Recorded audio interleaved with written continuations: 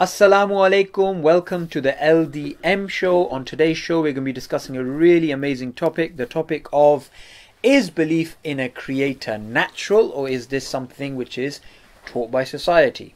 So how would you summarize this argument from nature, argument from fitrah? Cool. So Bismillah, what we're basically saying is that we don't need any arguments to prove the existence of God. Point number one, because it's a properly basic belief. Right? Now let's break down what we mean by properly basic belief. When we say a properly basic belief, what we're saying, it's a belief that doesn't require any other beliefs. It's not based on any other beliefs. Okay? And also it doesn't require any information transfer. Now we'll look into this just to explain a bit further as to what we mean. Now, in comparison, a properly basic belief that we believe in, that science uses, an assumption that science is based on, is that the real world exists. The real world is real. Yeah, and you can't prove it. Right? But you have to accept it to do science. Yeah. Okay? Another example is what Bertrand Russell shared. What he said was that you cannot disprove this concept that the world that we live in began 5 minutes ago, and it has just this inbuilt memory of it showing or making it appear like that the history has aged to it. Our history has aged to it. You can't disprove this. Yeah. But at the same time, you won't believe it because it doesn't make sense. You will believe that the history of the world is very, very long. It's old in age, right? That's a properly basic belief. It's a properly basic belief, right? And you're justified in believing that. What I'm arguing is that the belief in God, believing in a creator, is also a properly basic belief, just like these properly basic beliefs, basically. Okay. Right? So what do we mean by information transfer? What we're saying is that these beliefs, they're base core beliefs which don't require any external information to come in.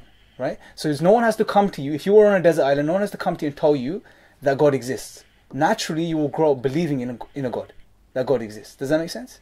It makes sense. What if somebody says, I have a belief that there is a pink elephant, right, and this is a properly basic belief? Good point. And they try and refute you. Very good point. Okay, let's go back to the scenario of being on a desert island, right? Say you were on a desert island, you grew up there without any external influence. Anyone coming in and teaching you or telling you anything, right? Like I said, you'll naturally, and this is supporting evidence, which we're going to go into at the end, naturally you'll grow up believing in a creator. Sure. Right? But you won't naturally grow up believing in a pink elephant that created everything, or a blue rhino, right? So you're saying there has to be some information. Someone has to come in from the outside world and say, hello Sabur, there's a pink elephant or a blue rhino that's created everything. Someone has to tell you this for you to believe this. You won't naturally come up with this concept. Right? So it doesn't require any information transfer. That's why it's a properly basic belief. Okay. Right?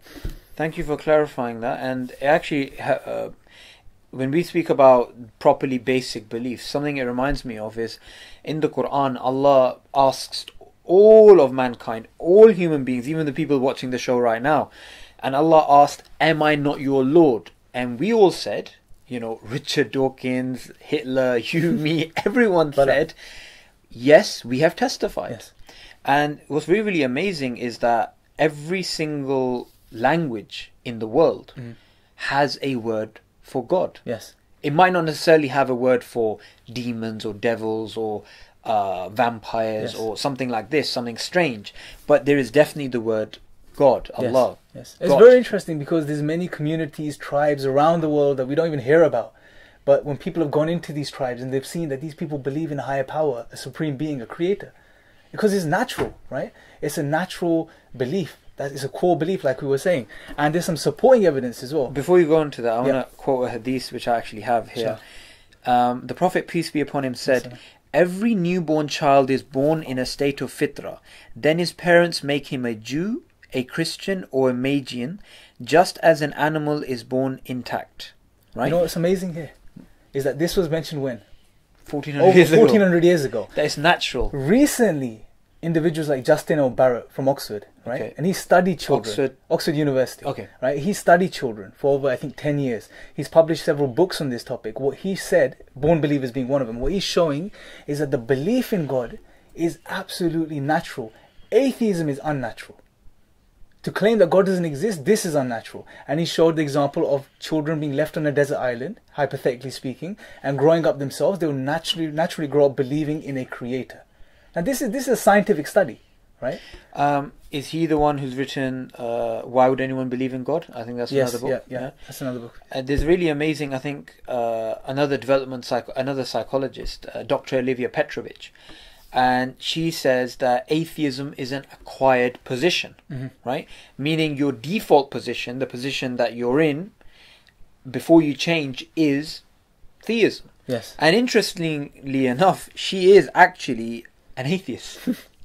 And also we're going to put the link for her. All the references yeah, and the links yeah, will they're be all going in to be the in the description videos. box. Yeah. Yeah. So to sum it up, what we're trying to get across is that we do not need any rational, logical arguments to prove the existence of God. We don't need these things to warrant us in believing in the existence of God. Okay. Before we end the show, say if somebody watching this video goes and they speak to a friend of theirs, a colleague of theirs, say someone who's agnostic or an atheist, Yes. and they say to them, belief in God is natural, and give them the sort of explanations that we give, and the person says, well, that's just based on blind faith. Yes. You're just basically coming up with a concept and saying, oh, it's just something I don't need to prove, and anything else that we have in life has to be proven. Yes. Right? How would that person respond? Well, to you this? could tell that this person has a scientific sort of inclination. They go from that perspective, right? You could tell them this: look, you believe in science, or you follow science. It's a good method. Do you know that science is also based on an assumption, a properly basic belief, which you can't prove? The real world exists. This is an assumption, an axiom that science accepts.